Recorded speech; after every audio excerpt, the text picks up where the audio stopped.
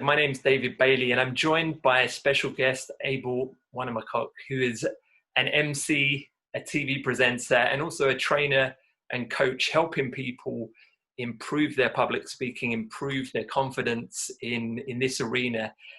And Abel's one of the first people that I met when I came to Thailand.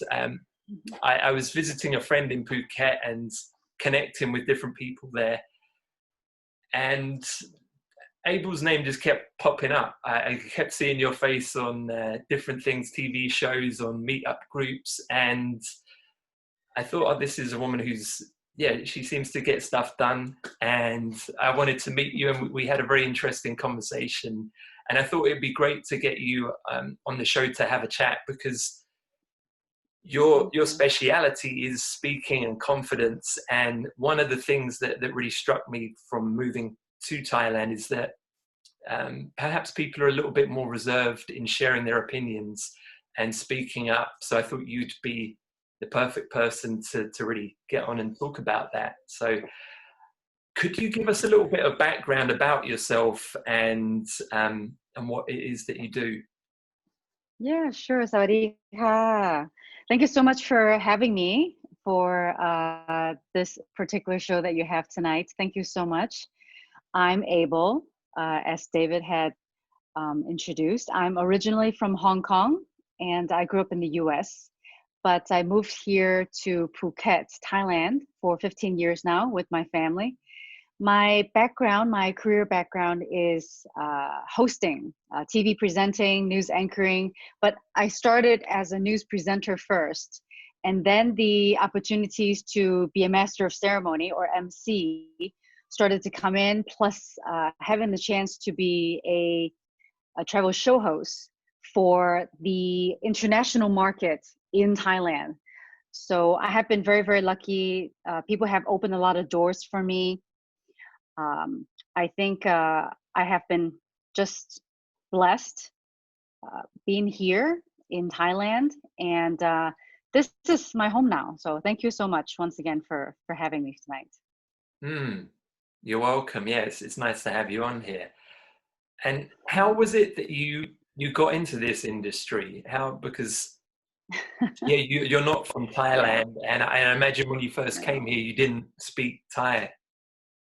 No, I didn't. I didn't speak any Thai when I came here. And I think I took like 1 or 2 classes because I didn't have a job at the, very first month that I was here. I didn't have a job yet. But then I quickly got a job. My first job was selling, it was in real estate, selling houses. But I was only at that job for a very short time. Mm-hmm. And then I was invited to a party. It was the party of Mr. John McGee, who was the owner of Phuket Gazette. And he was having a housewarming party. And the MD of that party, Rong Tip, was the one who invited me to the party, because they had somebody in mind. They wanted somebody who was Asian looking, female, who could speak perfect English. The only thing was I had no idea what the Project X was that they were doing. And She just invited me to the party.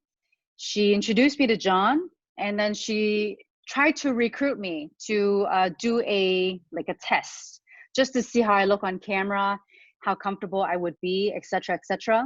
And then I did the test. She liked it. She liked my voice. That my voice was clear. It was easy for people to listen to. And that's how I started, pretty much. They hired me, and I had 2 jobs at the Phuket Gazette. I was the news presenter for PGTV. That's like my crash course. It was taped news. Mm-hmm. And then I had the other job of selling ads for the newspaper. So that's how I started, I guess, in the mass communications. Yeah. So up until that point, you hadn't done any kind of TV presenting or public speaking on any major stage? Nothing. I to be honest, I had no idea what I wanted to do. Mm-hmm. Ever since young, I had no idea. I don't have any dreams of having any particular set direction as to where I want to go. I just was very good with people. I was in the hospitality industry because my parents own a restaurant. So I was good in socializing with people. I understand how to adapt. I'm good with languages. I enjoy languages.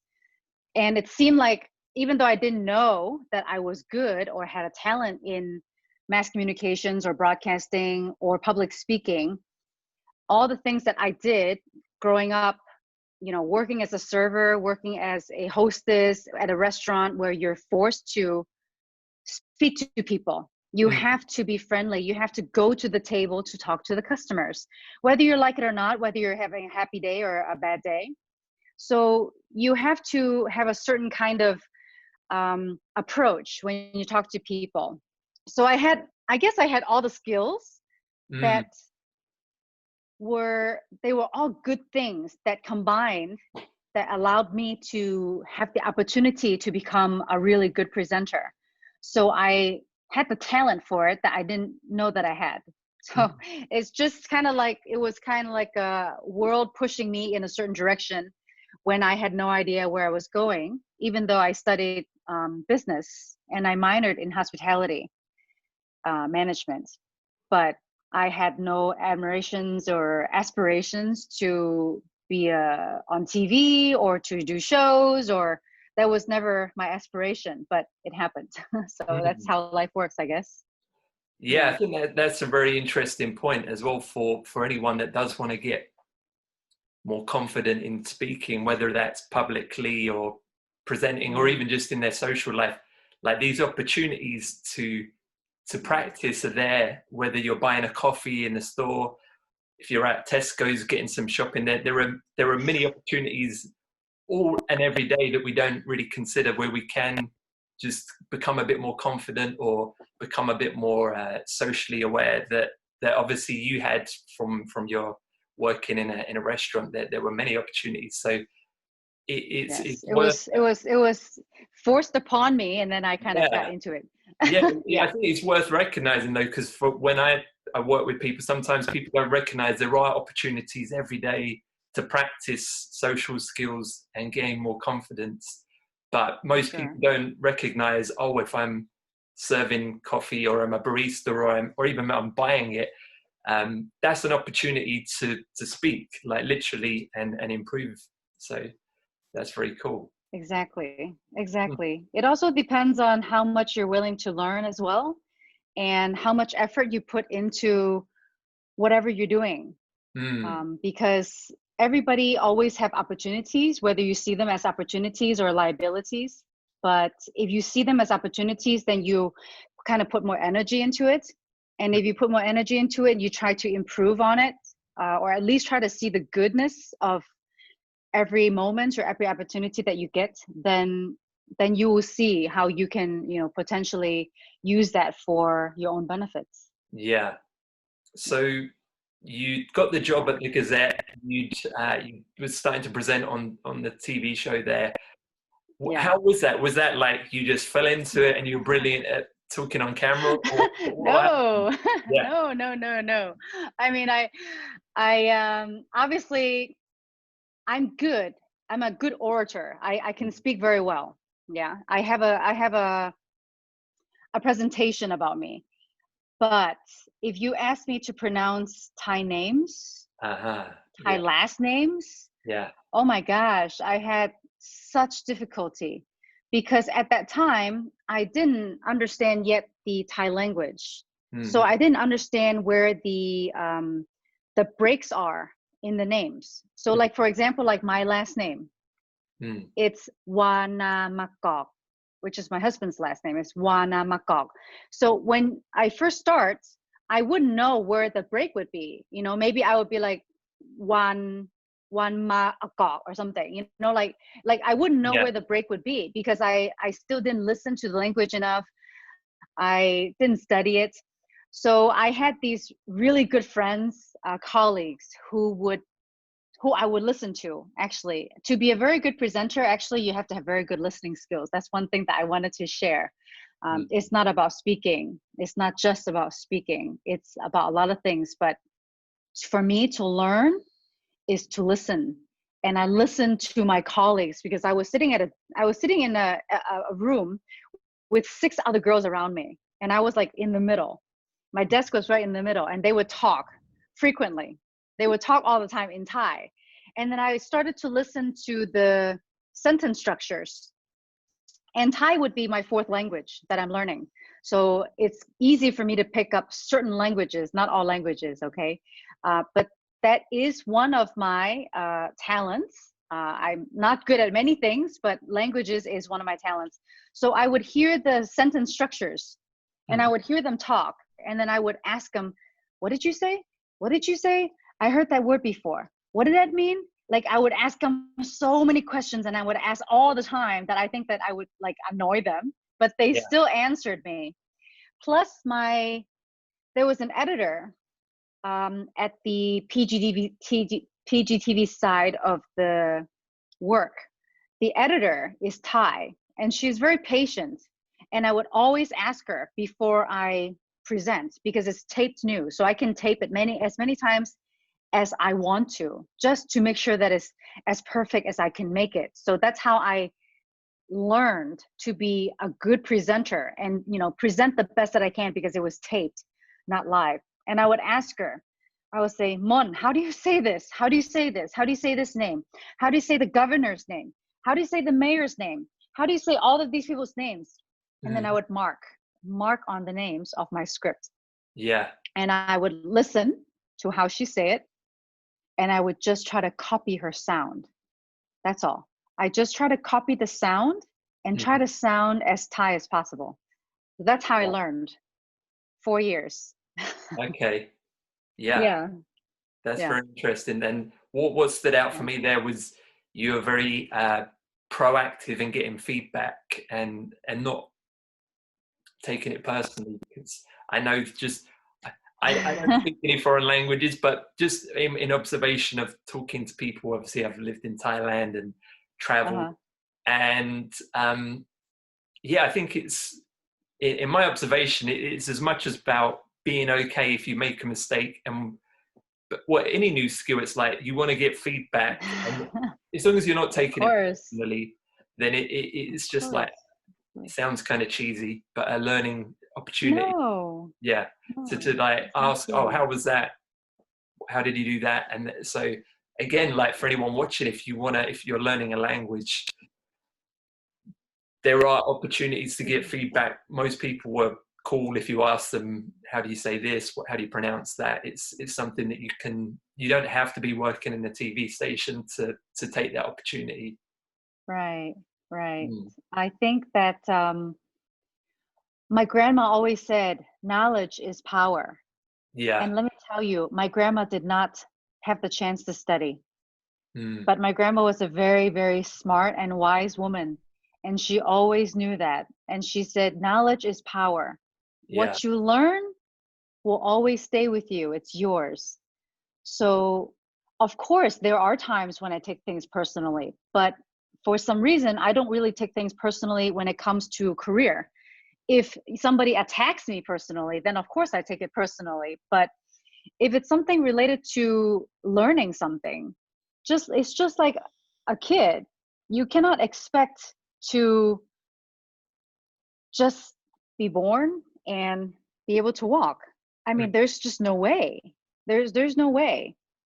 And if you have such a afraid, such fear, or maybe you have an ego, or you whatever it is that blocks you, then you are just preventing yourself from gaining and from learning from others. And people love to share their knowledge. People love to share what they know, because when you ask them a question, it makes them feel good about themselves. So it's very natural for people to want to share with you. And all you have to do is ask. That's it. And if they say, I'm too busy, Abel, no, then it's a no. So what? So what? I mean, everything is 50-50 anyways, right? I mean, I never think of 50-50, but it's always, you ask. And there's always a chance it's going to be a yes or a no. So what is so bad about it being a no? So what? Accept it. It's fine. When people say no, I mean, people usually don't really say no. People like to be kind, especially Thai people. So whenever I ask anybody, you know, anything, any question, they love to help you. They love to help you. Yeah. Yeah. Just ask. Yeah, I agree with that as well. Like, I think that often people expect to have the skill before doing the deed. It's like you're not going to be a good driver unless you learn to drive. But You can't run before you walk, right? yeah, and I think also even not just Thai people are very kind, but also if anyone's Thai watching, if you ask an English or an American or whatever the language is, most people, they're not there like trying to catch you out. We're not in a lesson that no one's like, how can I make this person feel bad about their language skills? Yeah, Most people are happy to help. exactly. Yeah. Exactly. Mm. Yeah. So you got the feedback on the language. Mhm. What about the presentation skills, as far as, I guess, feeling more comfortable in yourself? Because I know from my own experience, just being on stage, or when I hadn't done it before, it was quite nerve-wracking for me. How was that for you? Was that something yeah, what was your experience? Presentation, nobody taught me. Yeah. Nobody taught me presentation skills. It just came naturally for me. Hmm. I do carry myself a certain way. Yeah. Nobody ever taught me how to walk, how to talk, but I did learn how to talk by listening to some anchors on TV. Yeah. I listened to how they present themselves. But if Mm. you asked if there was a trainer, if there was anybody that like physically trained me how to Yeah. present, how to talk, I'm sure my friend, an ex-producer, Mark, helped me a bit, but this was so long ago. I don't remember now. It's like 11 years ago. He did give me tips on how to do certain things. Mm-hmm. He would be very friendly. Like he would try to get me to be relaxed first Mm. before I present if he see that I was getting nervous. Um, but to go on stage, no, nobody taught me. Nobody taught me how to present myself on stage. It was very nerve-wracking. My heart was jumping out of me, but I told myself that whatever you do, whatever you try it with the best of your ability. Mm. And of course you're going to be scared. Of course you're going to be afraid. When I get so afraid, I start to get dizzy. Mm-hmm. I'm serious. I start to get dizzy, and then my stomach would start to get knotted up, and my heart would feel like it's outside of me. And this is at the very beginning of my MC career, because people started to know me as a news presenter, and they were a lack in the market, especially in Phuket, for English MCs. Yeah. So they started to approach me and ask me, can you MC? And I never MC'd before. Like I never did Master of Ceremony before ever. But I said yes. I said yes, I can do it. I like I that. can do it. I like that. Yes, I can. Yeah. Yeah. And then I studied afterwards. I studied a lot. I'm somebody who likes to practice, who likes to study, I like to perfect. Of course, you cannot be as perfect as somebody who has been presenting for 10 years or Mm. 20 years when you're at the beginning. So you can never expect yourself to be that good. But if you already tell yourself I cannot, I can't, I'm not able, then you will not. You will not, and you will never have the chance. And the chance will never continue to come. And by telling yourself that, you know what, say yes first and figure it out later. Mm. Because you have to believe that you can try, at least. You can try. Not that you can be the best or that be perfect. Don't ever get yourself into such a high expectation that you're going to fall for sure. But just tell yourself, I'm going to try. I'm going to say yes. Because when you say yes to others, you're saying yes to yourself. Mm. And you practice, you study, you ask questions, you just study and practice and practice. And that's how I overcame the fears.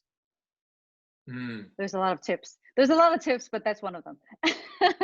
Yeah. So you agreed to do the thing before you were perfect at it, and from from You're my never perfect. yeah, You're just never perfect. from my experience in Asia, because I've traveled a lot in Japan and in Korea and across Asia, that doesn't seem like the normal mindset, because just in my experience, I know people want to be like getting the test, getting the qualification before they want to go public with anything. At least that's been my experience. So was that like, is that your experience as far as in Asia, people are very much focused on getting a qualification before they're ready to go public with anything, or not? I do think that Asia have more of the requirements to have certification. Because if I look at my cousins in Hong Kong, they would be like, oh, I have to get this certification. I have to get certified. So I have a piece of paper.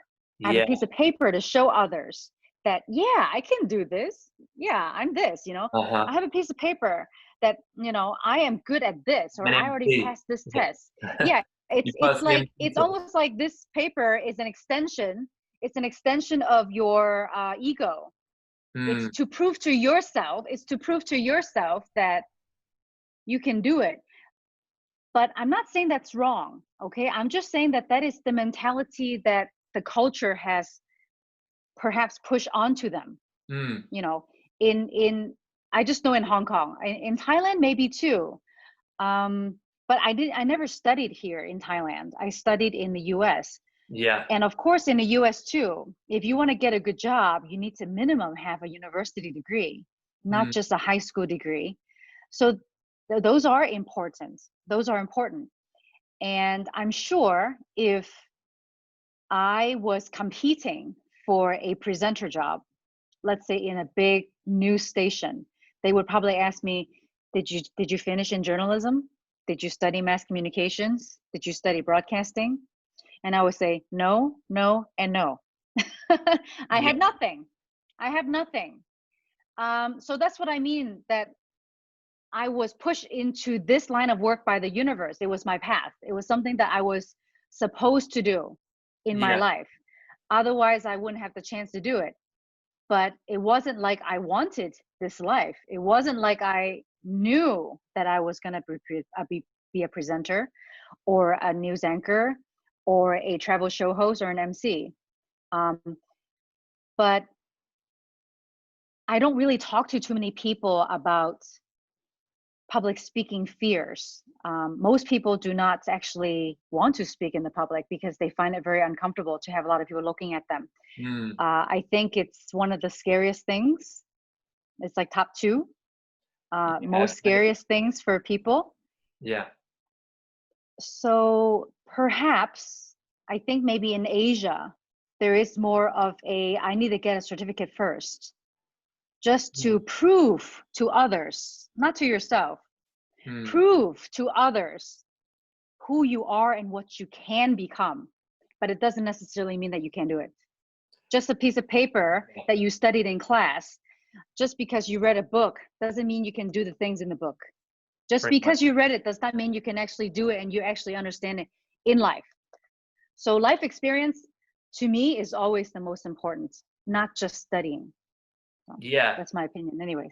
I agree. And I think that would be, I think that's a really important message, because especially people want to be more entrepreneurial or just create something new.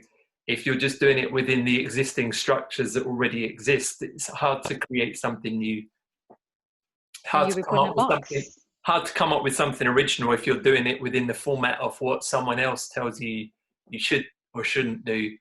And most things in life, public speaking or even a new business venture, like the consequences of it going wrong are not that serious. You might look a bit silly is about as bad as it gets for most things. But I think we kind of build it up like, oh my God, if I went on stage and I said the wrong word, it would be a disaster. It wouldn't. It would just be like, I look a bit silly, but yeah. Let me give you a story. I have been a presenter for 15 years. Yeah. And I had a job at the end of 2019 where I said one word wrong. I said one word wrong and the audience laughed at me. They were laughing at me, not with me. Yeah. They were laughing at me. And I have to tell you, I felt embarrassed for maybe about 5 seconds. But I was still presenting at the time. I still had to carry on. I still had to talk. And of course I realized I said one word wrong. Okay. But I had to tell myself, so what? So what? I'm the one that's on the stage. And you know what? I have to say, I had compassion for the audience because they didn't understand how to go with the flow. They were too in control. They were people who had to be in control of everything. And when you're in control of everything, you cannot create. Let me tell you this one thing. If you want to be an artist, you want to be a creator, you want to be an entrepreneur, you cannot always be in control. You have to just go with the flow. And sometimes flow in other people's eyes is a mistake. Are you willing to take it? Are you okay with it? Can you accept it? I mean, of course, I don't expect people to laugh at me when I consider myself already a professional presenter. And I don't say that lightly because I consider myself a very humble person and I don't like to label myself when I do not feel that I deserve it. I think the first time I called myself a presenter was after 8 years of presenting. Wow. 8 years. Yeah. I didn't really dare call myself a presenter because I didn't want to fall flat on my face. If something happened, if I never get jobs anymore, if things don't keep coming in, then you're not a presenter, you know? So I was always afraid because I had this insecurity inside me too. Plus the Asian culture of don't brag, don't take up too much space, you're a female, and just stay small. That's what I learned as an Asian. And then I learned different things growing up in the US. So I had two very different mentalities and mindset inside of me. But if you're afraid and if you allow the fear to control you in whatever you do, it doesn't have to be public speaking. If you're afraid to fail as a business owner, if you're afraid to lose your face because somebody told you to say something and you feel that maybe you are not good enough to say it, then you're just shutting your own opportunity. You're shutting your own door because you allow the fear to control you. Then you will not grow and you will be unhappy and you will complain about why life is not good to me, why I don't have opportunities, why this, why that. Then you have to ask yourself, do you open the door to yourself or you don't? You really have to ask that. Yeah. And was that always the case, that mindset for you, or was there something that happened that gave you that insight? Nothing happens in a short time. I just knew that I have fear every time I go on stage, every single time, even now, especially if it's a very, very big job, because the bigger they are, the more expectations of the organizer, of the clients, of the audience. Yeah. And you have 2 pairs of eyes on every person looking at you. So it's very easily thousands of eyes looking at you. And I would be lying if I say that I just all of a sudden be like, oh no, it's fine. I'm not scared. Everything's cool. You know, no, I get scared. I still get that fear or nervousness or excitement, but they're all the same things. Yeah. Fear, excitement, nervousness, they are all actually really the same thing. But you can turn these negative energy. Excitement is not a negative energy, but fear and nervousness, I would consider them a bit more negative than positive because those things might kind of hold you back. So I turn the fear and the nervousness into an explosion of excitement, especially when you first go onto the stage, because the first few seconds, the first 5 seconds, first 5 or 10 seconds, that is the only chance that you get, and you will never get it back, that you have a chance to make an impression. And what kind of impression do you want to make? You want to wow them?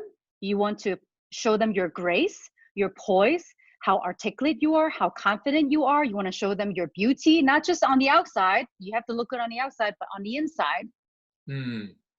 And how do you speak? Do you speak nervously? So there are things that I do before I go on stage to get myself into the zone.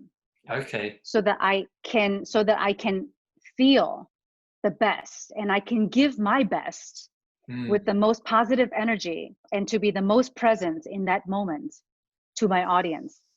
So yes, I have fear. Everything takes time. And the only thing I can say is I thank the people who give me the opportunity to have jobs continuously. Each time I do my best. Each time I study. Each time I study. I don't just go, oh, I already did this, for 7 years. I don't need to study. No. You let your ego get to you. The higher you fly, the faster you fall. And that's what I think. So don't fly too high and let your ego take you up there and think, oh, I'm such a big deal now. I'm a celebrity. I'm a blah, blah, blah. People will pull you down so quickly because there are so many people out there who wants to do what you do. If you don't do a good job every single time, boom, you're gone. That's it. So my philosophy is do your best every time, try your best, practice, and be the best that you can be and give what you can. Because you're not there for yourself. You're there as a medium from the paper, the script, to send a message to the audience. That's all you are. You're just delivering. Yeah. So think of it that way. Then you don't, feel too self-absorbed, I guess. I think that's a really good point. And, for not, I guess not everybody wants to be an MC, but even just in a social setting or a networking event, or even in a meeting where there's lots of other people, most people get nervous because they're just focusing on themselves rather than the audience. They're not considering who their audience is. And this is true, like even if you're in a bar or you're in the work, like there is an audience, you're speaking to people. And one thing that struck me in what you said is like, how do I, what's the communication that I want to give off here? Rather than, oh my God, I'm feeling this and they might think that. And it's more considerate because it's considering, well, what would be most appropriate or best for this group of people and what I actually want to get across. And that's something that can be translated, I think, to social settings, to networking, even just like your family gathering. There are going to be certain things that are more appropriate. Yeah. I do believe that we are always presenting ourselves, but of course, what the things that I do as a professional presenter, it's not all natural. You have to do a lot of things behind the scenes before you can get to that stage where you're natural. Yeah. But there are things that you can do to enhance how others will listen to you in a more natural setting, like in a family gathering or at a bar or something like that. You still have to be yourself, but you have to come off in a way with a certain energy. And energy is a very, very important topic that this is not something that I can just tell you to do. This is something that I have to show you. And that's why when I train people, if I train you, I need to see you in person. Yeah. Then you can feel my energy. You can feel my energy. You can see my body language, because body language and the energy that you put out, not just your words and not just the way you look, is the energy that shows people, you need to listen to me. You need to listen to me right now, because what I'm saying is important. So, there's a certain way to go about that you can demand attention. And when it's your time to talk, you can demand attention, but not in an overpowering way. Yeah. But when it's your chance to talk, then you talk, then you shine. But you don't try to overpower somebody just to get power or get attention. So there's always, this is kind of like a social skills. that Yeah. you need to learn as well. Yeah. Mm. So it's Yeah. there, because obviously I'm not there right now, but is there anything that you can share that would be possible for people to learn around that, you know, they could practice at home or, Sure, sure. yeah, because I like this. I think, Yeah. I'm sorry, go ahead, please. No, I was just saying I really like this because when I help people with social confidence, and I always say, like, it's more the vibe. People are not listen. Of course, they listen to the words, but it's more the vibe behind the words, the energy Right, that you're giving right. off. And so I'm interested to hear your process or your thoughts on that, because it's a subject I'm really Okay, I interested will I will try to not make the process too long, but in. Yeah. the work that I do, Hmm. I would say 85% of the work that I do is behind the scenes. Yeah. Okay. So people don't actually see it. They only see the glamorous part. They only see the part where you're all dressed up, when your face is all made up, your hair is all done. Yeah. And they only see you for a few hours, when they didn't see the days and even months that took me to prepare for a particular job. Mm. So just to try to keep this too short, not too long, Yeah. I would have a script, and Hmm. I would always be the one who writes the script. I write the script. People will give me the information, they will give me the timeline, they'll give me the schedule, but I put the script together. So it's my words Yeah. and it's my flow, and the script is outlined in the way that I understand, so that when I look at it very quickly, I know what I'm trying to say, and I'm not scrambling and panicking and be like, oh my God, who wrote that, who said that, so it has to be from me. Mm. So I would always suggest that you have a script that you have ready. Don't just wing it. I heard people say, oh, I don't believe in that stuff, I don't believe in that stuff. And when you say that, you're really cutting yourself short, because most of the time when you're doing a professional engagement, you have only limited time to speak. If you're given 20 minutes time and you don't have a script, you did not practice your script, you did not time yourself when you're practicing your script, how do you know how long you can speak? Mm. If you go over the time that you are allowed to speak, let me tell you, I always hear it. People complain in their cars on their way home about how annoying and how long the speech was and how boring it was, because Mm. people did not respect the audience's time. They did not prepare well enough. They did not time themselves. They did not practice, and they go all over the place. You can be a brilliant, brilliant speaker. If Hmm. you're really brilliant, like Barack Obama, he still Yeah. have a speech, he still have a script. Yeah, you don't just wing it. So you always have to have something in the back. You have to have practiced it so that you can hear yourself present it. You need to know where to have your breaks, when to breathe. You need to learn how to breathe too. Yeah. Yeah. And so those are the things that I do beforehand, which takes a few days, a few weeks, or a month. It depends on how strenuous, how big, or how many languages I'm doing for that job. Hmm. Now, if you just want to have some really easy and quick tips on how to help yourself to be a better presenter. Yeah, Yeah. if you're just like, presenting something in front of a small group of people, if you have to sing a song, you always have to say something before you perform anyways, right? Yeah. So I would suggest that you write something down. Write something down so that you have notes, bullet points even. I think bullet points is the best. You Yeah. do not write out sentences, you put bullet points of the things that you want to talk about. So I'm not going to teach you a writing lesson now, but I can help people to write scripts as well. Okay. So you have something down, minimum. That's one thing. That's one tip. Yeah. Have a blueprint, have a script. 2, you need to do some positive self-talk before you go on a stage, Mm. before you talk to somebody that is even in a public setting. You go into a quiet space where nobody bothers you. That's why artists have these back rooms. Yeah. Mm. They have backstage, back rooms where it's quiet. You don't bother them. You let them have their own space. And usually I'm just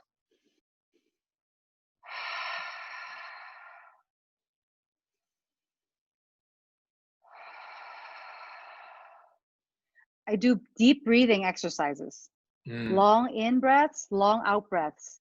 And you do it until you feel that your shoulders are down, that you feel your lungs, because to speak, your lungs need to be strong, needs to hold air. Yeah. So breathing is very important, plus positive self-talk. If you feel fear, this is the time where you're by yourself, so you can feel, you can see how you're feeling. Do not, I suggest, do not scramble to practice your script last minute. Then your mind will become clouded and you will not be present when you're on stage, when you're with people. People always can feel when you're not present. If you're thinking, you're not present. You cannot think when you're on stage. Yeah. Of course, if you're really good, if you're really, really good and you are very experienced, yes, you can wing it a bit. But if you're not expert, advanced, professional, please practice beforehand. Practice until you know that you can remember it, you have memorized it, and that you do not need to look at the script and you can still speak. That's when you know you're ready. So when you're in the backstage or when you're about to go and to be in front of people, all you are doing is you're giving the moment to yourself and you're saying to yourself, I can do this. You have done this many times. And even if you haven't done it many times, you could just tell yourself, you know what? This is a great opportunity for me to show what I've got. My message is important because it's important. I mean, the reason it's important is because I'm given the opportunity to speak. Yeah, every chance you have to speak is a chance to make an influence on people with your message. And no matter who you are, you have something important to say. Even if you're a kid, you have something important to share. So never belittle yourself and say, I can't, I'm scared. Don't say these no and can't and I cannot. Don't use these words. Say, I can, I am, I feel great, I'm positive. You know, you feel these things. And then of course, so I think I told you one tip is prepare a script. Second tip is to have these deep breaths, in and out breaths. Third tip is to have positive self-talk. And then I'll give you one more tip. It's very easy. This is a way to get your body into a power mode. Yeah. Okay. You cannot be a speaker if you don't feel powerful. Yeah. Okay, because you're releasing energy. How can you release energy if you don't have power? Okay. You cannot release energy if you don't have power. So I would suggest you to do very simple. And this I learned from Amy Cuddy, who is a TED speaker. Yeah. She is a Harvard professor. Can she teaches the Wonder Woman. What are you doing? She does the Wonder Woman. Chin up. You know, you can do stretches. Stretch. You know, make yourself big, expand. Do shoulder stretches because your shoulder needs to be relaxed when you're talking in front of people. You know, roll it backward and forward, you know, at least 5 times both ways. And do these power poses. You know, the Wonder Woman, the Superman, whatever you want to call it, whoever your superhero is. Yeah. Do these poses and feel powerful. Feel powerful. That's the important thing. It's not just doing. And you need to do it minimum, I think she said minimum 2 minutes. Yeah. Do it in a private space, you know. You can go, what I do is I walk the venue. I walk the venue. That's my secret. I walk the venue to almost like imprint my energy. Okay. Into the venue. Yeah. I say this is as if it's as if I can help to spread my own energy into the full space of the venue. Yeah. Okay. So I always walk every corner of each venue before the event. And I would walk and I would walk alone. So nobody bothers me. I need my alone time. So I'm walking and I'm just in my own space. I'm just doing my own thing and I'm just reviewing things in my head. giving myself positive self-talk and having these breaths. So you can do that behind the scene. You can do that in the bathroom. You can do it in your dressing room. You can do it wherever that makes you feel comfortable. That's just what I do. So those are the 4 tips that I'm giving you that would be very easy to help you almost instantaneously to help you present better. Of course, preparing the script cannot be instantaneous, but the breathing, the positive self-talk, and also the power poses. These 3 things can help you very quickly. Yeah, very much so. And I think you can, for anyone that doesn't have their own trailer, you can do this in a toilet cubicle, in a private office, you know, even like literally, I think you can do it anywhere. Most people are not paying attention too much. Like I've just from doing, when I've done presenting, I've been like doing this kind of stuff at the bus stop, and it looks a bit crazy, but so what? That no one's really paying attention. So there's, I know, because I'm just thinking, oh, people might be like, oh, I don't have anywhere to do it. Well, yeah, you can do it in the toilet cubicle, in an office, anywhere. Like it isn't, you don't need a special VIP changing room to do this in. No. And it and getting familiar with the venue as well is, I think that's a very useful tip for anyone that is maybe doing a presentation. Just as you said, just making yourself psychologically familiar with the space and comfortable in the environment is useful, because there's no, of course there might be some surprises, but it's minimizing the you know, oh, I didn't realize surprises is good. Being spontaneous is good, but you do not want to be spontaneous with the message that, for example, your boss or your client tells you to deliver. You're never spontaneous with other people's expectations and other people's information. You can be spontaneous when you're allowed to be spontaneous. And that's where being a professional comes in. And that is something that is more advanced that I'm not going to talk about now. But to be spontaneous is to show your humanness and to show that you are in the present, that you're with the audience and you're there fully with them, and that you're authentic.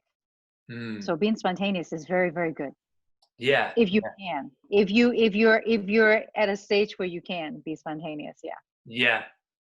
What struck me was the amount of preparation though you do before an event, and I think it's worth even for if somebody's having a meeting, like all of this stuff still applies. You can get to the room early, make sure the table's set up, make sure everything is the best it can be for the kind of vibe that you're wanting to create, making sure you're in the best kind of mental state, that you're as well, the physical movement, because I notice when we get stressed, we tend to tense up, which just comes off as, well, stressed, and it's not very attractive. So being more aware of the body and doing that, this stuff applies across the board, whether it's meetings, presenting, or even just going out and you're a bit nervous. Just you can do. There's a little bit of acting too. When you're doing something like what I'm doing, there is a little bit of acting as well. But obviously, you would not act. You would not act. And when I say act, I would say I would act calm when I'm not calm. That's all I'm saying. I would have to pretend. That I am not nervous. So because there is nervousness inside of me, but I have to not show it. I cannot show it. That's what I mean by acting. I'm not asking you to be fake. Because you can't really do that. You cannot do that when you're in an interview or at a conference meeting or business meeting, or meeting a new girl or a new guy. Like you can't really do that, because then there is no longevity to it. Okay, well that's some very good tips there. I think they'll be helpful for I mean, it's useful for me, and I think hopefully for everybody watching. Yeah, and I'm sure if anyone's interested in getting training or coaching, or wants to become better in public speaking or confidence, I know, Abel, you help people with this specifically. So what would be the best way if someone's watching this, they're like, oh yeah, I'd love to maybe hire you as a presenter or get some tips, get some coaching on this? Where would be the best place for them to reach you? Before I say that, let me tell you that, people need to connect and people need to communicate as effectively as possible and in a short time. And I think now is more important than ever to learn how to present yourself better with all the competition that's out there, whether you're trying to sell a product online, whether you're trying to grow your business, whether you're trying to find more confidence in the way that you present yourself in person or on video, whether you have an issue in preparing yourself before you go to make a presentation, or even writing a script. I can help with all of that. Because, for example, if you have a business and you need to do these videos, because you need to sell your product through videos now, you don't want to keep repeating yourself. I can help with that as well. It doesn't have to be public speaking like being on stage, which is very, very narrow and very it's just a very, very that's just like one way that I can help people.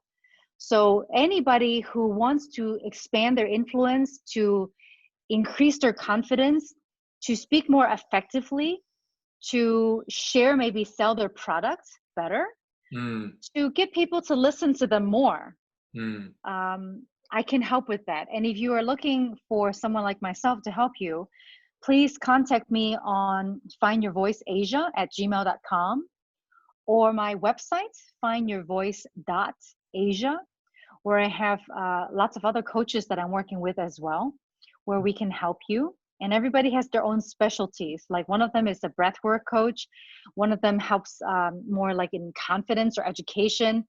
I am more like a presenter coach. So teaching you how to be a better presenter, and, try to be more open-minded to the word presenter, because we're always presenting. So instead of calling myself a communications coach, I call myself a presenter coach. So you can find me on my website, findyourvoice.asia, or on my Facebook page as well, Find Your Voice Asia. So everything is Find Your Voice Asia. Find Your Voice Asia. Very easy. Yeah. Yeah. Great. And let me help you find your voice. Yeah. Yes. We'll put a link in the description of this, so if anyone's interested, they can click on that. Well, thank you for this interview, Abel. I've learned a lot, and thank you. Pleasure speaking to you. Thank you so much for your time. I really appreciate it.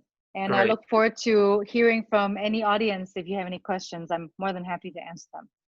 Fantastic. Thank you. Okay. Bye, guys. Okay. Thank you for tuning in. Thank you. Bye-bye. สวัสดีค่ะ